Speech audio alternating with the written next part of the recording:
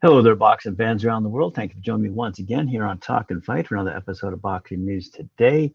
And today I'm going to start you off with a little news out of the heavyweight division, one of my favorites, and I hope it gets unclogged soon. It's being tipped towards in favor of the British fighters. So here's some news of an American fighter going down to Argentina to try to reclaim some status, if you will, in that division. Here we go. So tomorrow night on Thursday, June 23rd, at the Casino Buenos Aires in Buenos Aires, Argentina, colorful and dangerous former top heavyweight contender Jarrell Miller will return to action for the first time in nearly 4 years to face Argentinian veteran Ariel Esteban Bracamonte in a 10-round showdown. The fight is part of the WBA's two-day KO Drugs Festival, which will also be broadcast live to South America and parts of the United States on TYC Sports.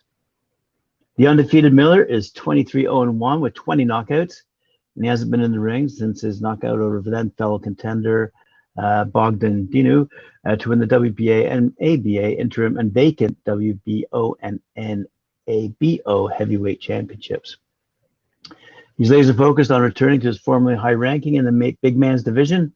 The 6'4" Brooklyn native Miller prepared for his return by sparring hundreds of rounds with fellow prominent heavyweights, including a beneficial stint as a sparring partner for world heavyweight champ Tyson Fury. I'm saying, look out for this guy. If he wins down south, he's someone to look out for. We don't have any quotes from him because he's too busy in the ring practicing his craft. But Dimitri Salita out of RDR Promotions says, "I'm very excited about Jarrell's return to the ring. He has matured and refocused to establish himself at the top of the heavyweight division with his special Brooklyn spice. Jarrell is more than ready to answer all the questions one fight at a time inside the ring," said Salita's partner, Greg Cohen. It's been a very long time, and I'm proud to say that Jarrell has made good use of it over the last 2 years. He's more focused and dedicated than ever and undoubtedly re-inject some more excitement into the heavyweight division. It's time to get back to work. I couldn't agree more, and let's see what happens when we get that result. As I say, they're fighting tomorrow night, so we should get that result possibly as early as Friday morning, Eastern time. Let's move over to Birmingham, England, where they have a rising prospect in the light heavyweight division by the name of Brandon Jones fighting soon at the East Side Rooms, it's called, in Birmingham. And he'll be fighting this weekend, I believe Sunday afternoon. And he reckons he's strong enough to force the finish with top-level sparring supporting his training. He goes again when BCB Promotions return to the East Side Rooms as part of a Sunday afternoon showdown. That's June 26th. The Brummie from Chelmsley Wood has shared a training ring with Ben Whitaker and Jamie Cox, who have vied for major honors in the amateur and pro ranks, respectively. Whitaker, who is soon to turn pro, claimed silver at the last Olympic Games, while former Commonwealth champ Cox challenged George Groves for the WBA Super World title. Jones has 2 national accolades from his own amateur career, and he's still under the tutelage of John Costello, who coached him when he took up boxing at the age of 8. So let's see what happens this weekend to young Mr. Jones. All right, let's move over to the Copper Box Arena in London, England, because on July 16th, Hamzah Shareez is going to take on Francisco Torres. He's a new middleweight star out of the UK, Shareez, and he's set to record another career first on July 16th when he tops the bill for the first time at the Copper Box Arena, where he takes on Francisco Torres, and that will be shown live on BT Sport for you British fans. Shareez is just 23 years old and introduced himself to the middleweight division back in March with a resounding defeat of the usually highly competitive Jez Smith, who lasted just 38 seconds into the second round. The Ilford man, who picked up the WBC International Silver title for his triumph, is being rewarded for his rapid progression with the headlining spot at the Copper Box against an in-form Argentinian fighter for the vacant WBC Silver title. And he says, it's an amazing feeling. It almost feels like I'm at the next step of my career, slightly finishing off being a prospect and starting to be somebody who gets recognized seriously in the 160-pound division throughout boxing. Hopefully, with main evening, I can make a statement and get my name out there.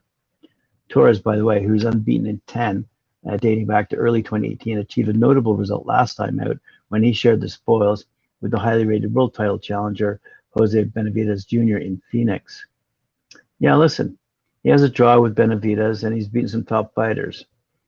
I'm looking forward to it, and he's coming to win. His confidence is going to be through the roof with a draw with Benavidez, and he will bring his A game. I'll be bringing mine, and hopefully I'll be too much for him on the night, concludes Shareez. So there we go, a little news out of England. Let's have a quick read here on the concluding paragraphs. The recent star at Wembley Stadium, Nick Ball, will make a defense of his WBC silver featherweight title, while Dennis McCann, who we featured on Talking Fight several times, fights for the vacant WBC International Silver Featherweight title against James Beach Jr. New Frank Warren signing, Pierce O'Leary, will fight for the vacant WBC Youth Super Lightweight Championship, with other fights on the bumper card featuring super featherweight Ryan Garner, light heavyweight Carol Tuma, super bantamweights Masoud Abdullah, Ugma Khan, welterweights Khalid Ali and Sean Noakes, and super light Sunny Liston Ali, by the way. Very good. All right, let's move along to Split Team Management. Some news out of their camp. Split Team Management fighters shined in Houston by picking up 3 wins in as many fights on Friday night at the Bayou Event Center. Melissa Odessa Parker remained undefeated and made her first defense of the IBO bantamweight title with a 10-round unanimous decision over McKenna Tansley. Parker of nearby Spring, Texas, won by scores of 97-93, 96-94 twice, and is now 6-0. Tansley, who fights out of Alberta, Canada, is now 5-1. Giovanni Marquez went 2-0 as he scored his first stoppage by taking out 53-fight veteran Ariel Vasquez in round 2 of their 4-round welterweight fight. Marquez dropped Vasquez in round 1 and finished him off at 2 minutes and 52 seconds of round 2. And Andreas Katsurakis returned to the ring and remained undefeated with a 6-round unanimous decision over Isaiah Jones in a middleweight bout. Katsurakis, out of Los Angeles via Athens, Greece, dominated Jones throughout the contest and won by scores of 60-54 twice and 59-55 to raise his unblemished mark to 7-0. Jones is now 9-6, and he's fighting out of Detroit, Michigan. So some good results for Split Team Management, and congratulations to their team and their fighters. Now we have a big fight coming up down in Philadelphia. Go figure. Philadelphia is making history again. This Friday night, one of the biggest fight cards in recent memory in Philadelphia will take place as RDR Promotions is having its fight night at the 2300 Arena in Philadelphia, featuring 14 fights. Woo-hoo. Let's go through some of the names here. Cameron Crawl takes on Vincent Floyd. Edgar Cortez going up against Gurwar Karya. Jabril Noble takes on Nazir Mickens. Tamer Schmalz takes on Roque Junko. Isaiah Johnson fights Rondell Hubert. Ofacio Falcon takes on Ken Porter.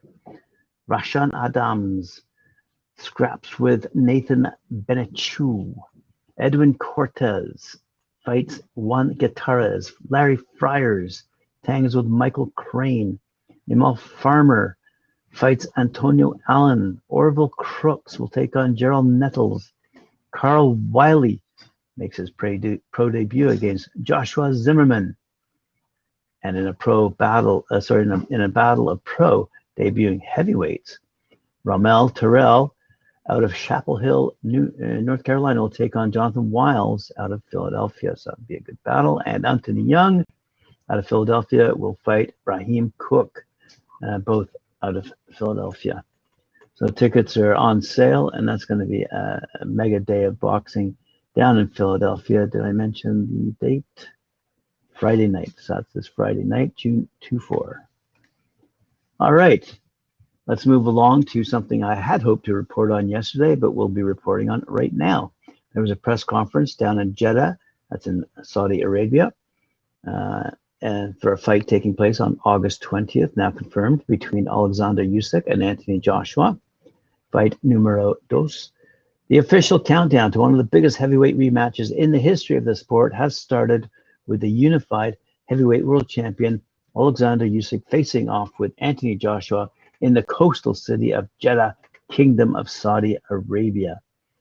Billed as Rage of the Red Sea, Usyk versus Joshua 2 is set to take place in Jeddah, as I said, on Saturday, August 20th, with Usyk's IBF, WBA, WBO, and IBO belts on the line in a career-defining heavyweight clash. And the hype for the much-anticipated rematch is already building. At the start of the two-city promotional tour across Jeddah and London, the two colossals of the sport lined up toe-to-toe as the sun set above the stunning Red Sea after the duo remained respectful during the first official press conference. Eddie Hearn had some words, but we'll skip them.